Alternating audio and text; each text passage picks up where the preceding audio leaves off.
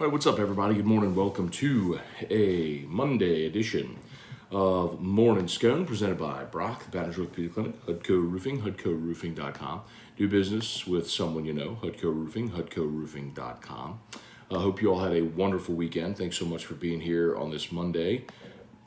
One of the big questions we've been asked, certainly over the last week plus, is what's going on with John Emery, as it was very clear that he has been bumped down the depth chart. Well, tip of the cap, Brody Miller, who in The Athletic was the first to report that John Emery is going to miss the first 2 games of the season due to suspension as a continuation of his punishment from a year ago. Everyone's basically reporting it now, but Emery had it first. Brody at The Athletic had it first.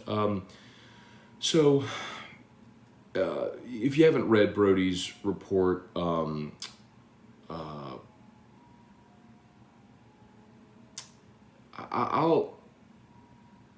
tell you a little bit of what I know from a year ago, and Brody filled in a lot more of the details, but it's essentially that. So John Emery last year was suspended because of grades. Okay, he was academically ineligible, and LSU's appeal was that it was basically because of COVID.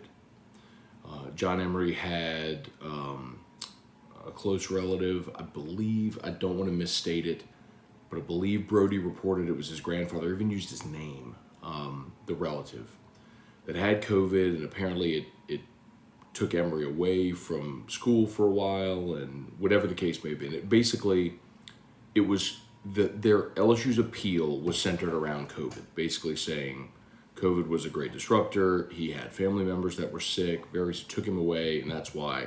Anyway. And I had an LSU staff member last year tell me point blank, we never considered that we would lose the appeal. That's the thing that kind of, one of the reasons that I kind of like blew a gasket on the staff a year ago for this whole thing was, at your starting running back, how can you not possibly consider that you might lose the appeal and have a contingency? So, and that's why Emery was with the first team all the way up until the Thursday before the UCLA game. Thankfully, you had Ty Davis-Price, who it took him about half a season to get his footing, but once he did, he had a good second half of the year. Similarly, this year, you've got Noah Cain and Armani Goodwin. Hopefully, they play really well. So, the thing a year ago was the idea that the NCAA was granting waivers to basically everybody. I mean, anyone who basically appealed for eligibility waivers were getting them, and really on the backs of the COVID explanation. But mostly it was players, as I recall, that were transferring because of COVID, that were seeking immediate eligibility. And then, of course, the NCAA passed the rule where you could transfer and have immediate eligibility anyway. So that's essentially the crux of it. And this 2-game suspension, apparently, according to Brody, is a continuation of that punishment from a year ago. So, again, LSU has not confirmed this, and LSU has not commented on the report as of now.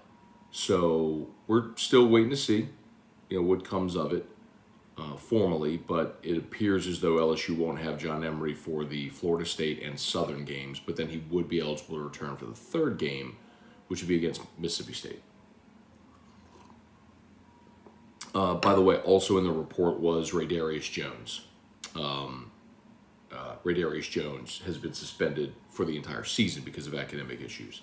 So, and look, and I know yesterday, if you were here for the show yesterday, and I'll say some good mornings here in a second, there was a comment essentially saying, how does this happen under Brian Kelly? He's supposed to be so organized, etc.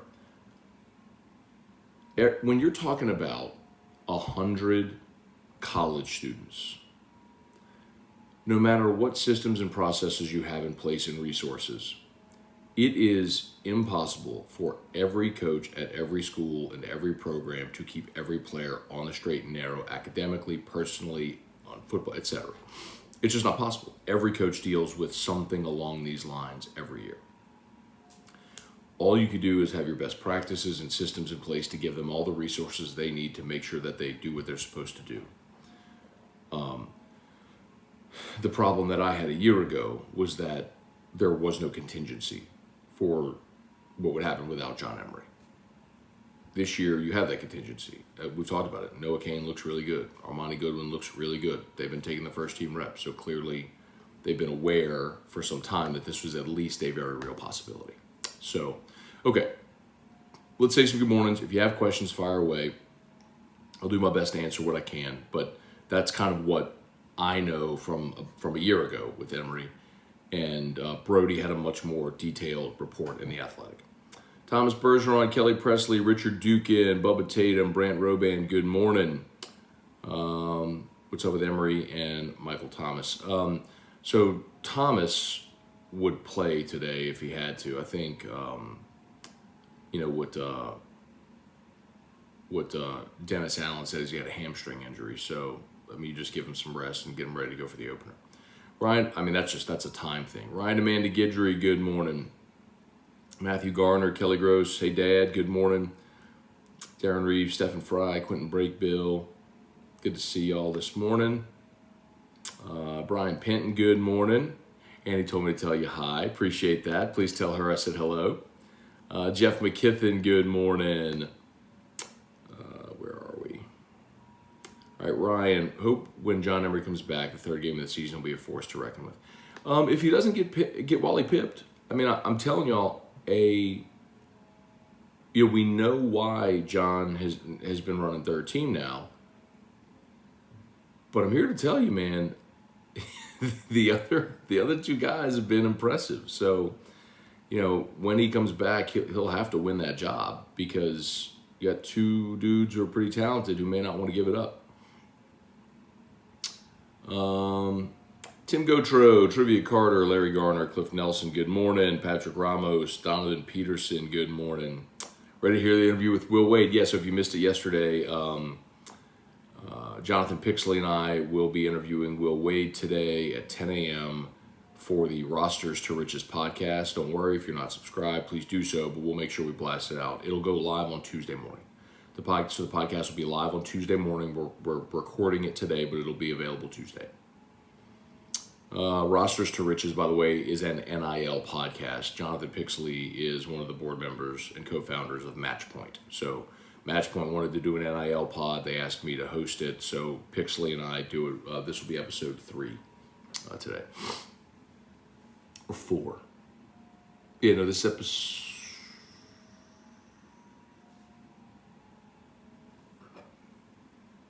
I think it's just 3. This is episode 4. Last week we had Zach Oliver on, who's the CFO of Matchpoint. 2 weeks ago we had Sarah Edwards, who was the gymnast at LSU. And the first week we didn't have a guest. Wendell Norman, James Metvin, Ryan Pike. I don't know if you know who's Josh Pate is, but he's another college football guy. He's bullish on Mississippi State this year. Maybe Mississippi State is the Mississippi team that LSU loses to and wins against Ole Miss. I know Josh Pate works for 24/7. I do not know his explanation on Mississippi State. LSU gets both those teams at home this year, and I'm not super bullish on Mississippi State this year. I understand the Will Rogers angle. I just think, generally speaking, Mississippi State doesn't have the roster talent 1 to 85 to be a real consistent threat.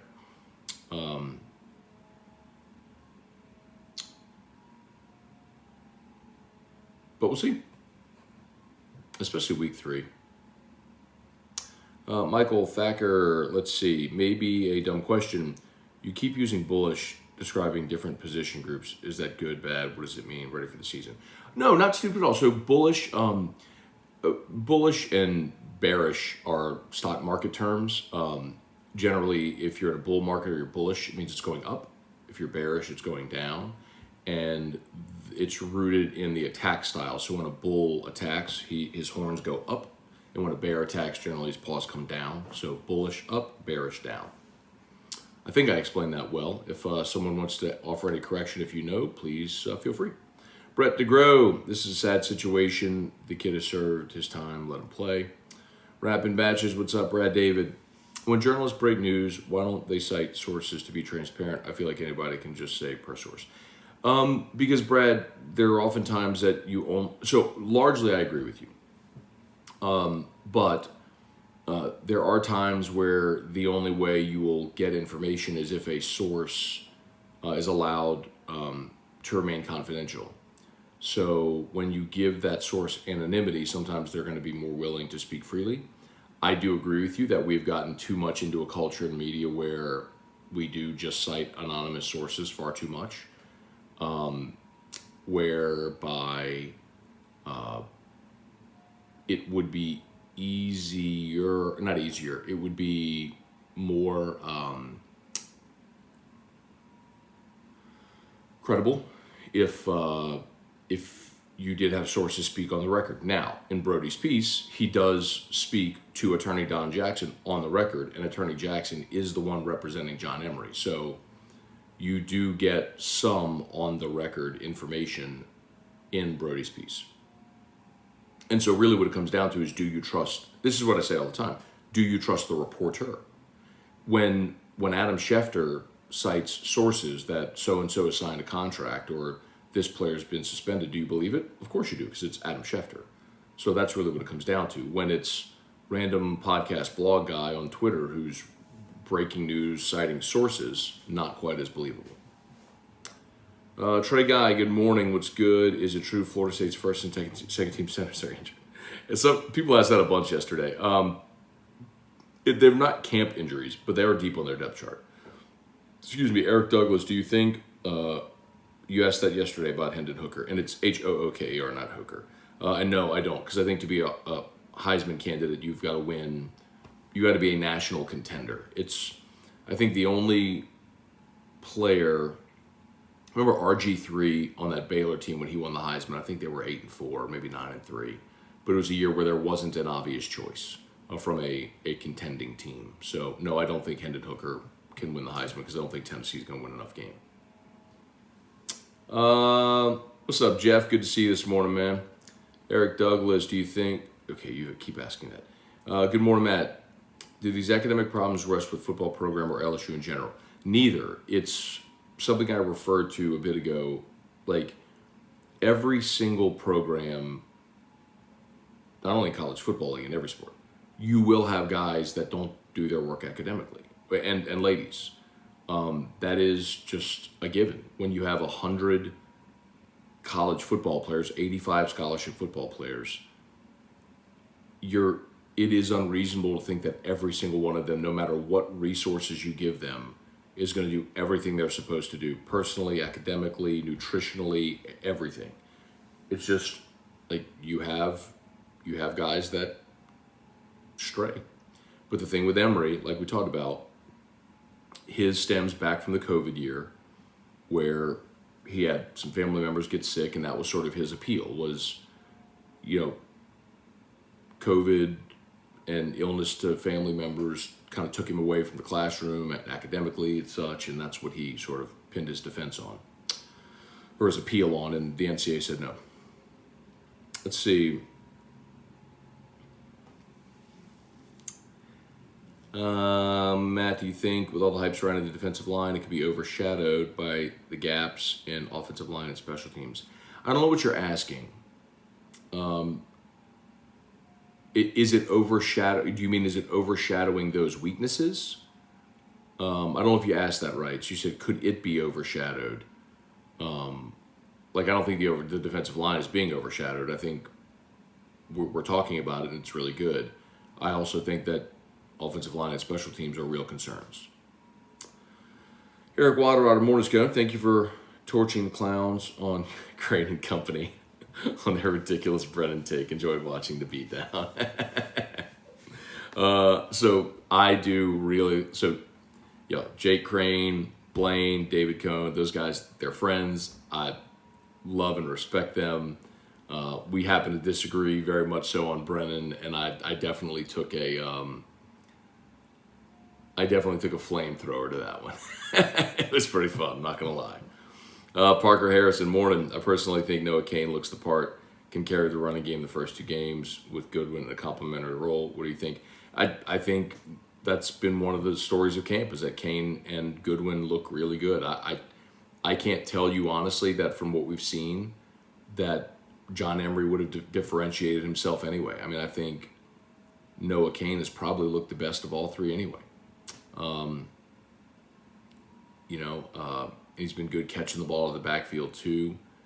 The scrimmage that we got to watch, they threw a middle screen to Emery, and he caught it, but he bobbled it. And because he bobbled it, he couldn't get upfield. He just fell. It was a 3-yard gain. But that was an issue that Emery had at the beginning of his career, was catching the football. They found he had like a lazy eye or something. So John Emery went and had eye surgery with Dr. Blake Williamson at the Williamson Eye Center. It had it before last season, so I was really excited to see if that helped a year ago. But obviously we had to wait a year to see. Josh Geraldo, what's up? Is there a chance Emery's spot on the depth chart up to this point has been a reflection on the pending suspension? Well, of course. I mean, of course. That's. But absolutely.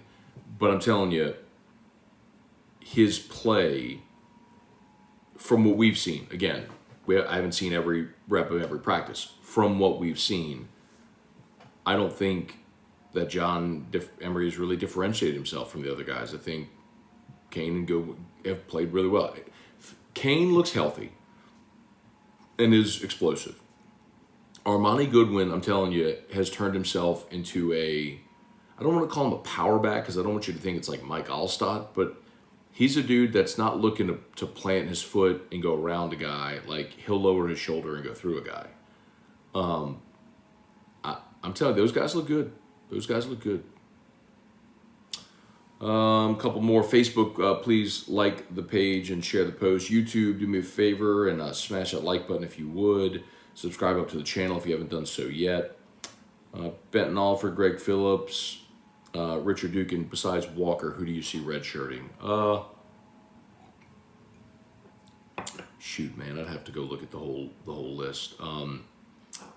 Landon Ibieta was a wide receiver who was the wide receiver assigned in this class. He's been absent.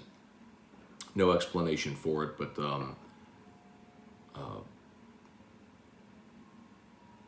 I'm told it's injury.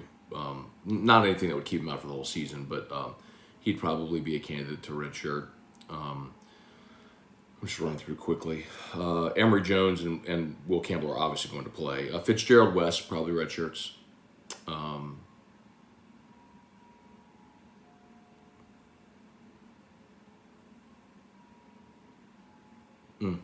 I think just the benefit of playing guys in 4 games and still keeping a redshirt just makes it more of a possibility that guys redshirt now.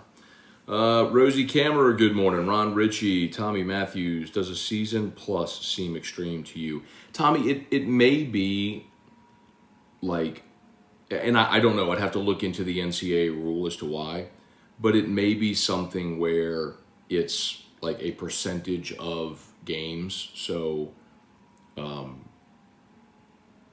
like that may be why, or like a total number of games may be why, or maybe it's like a season and a half. You remember this is what happened with Christian Fulton,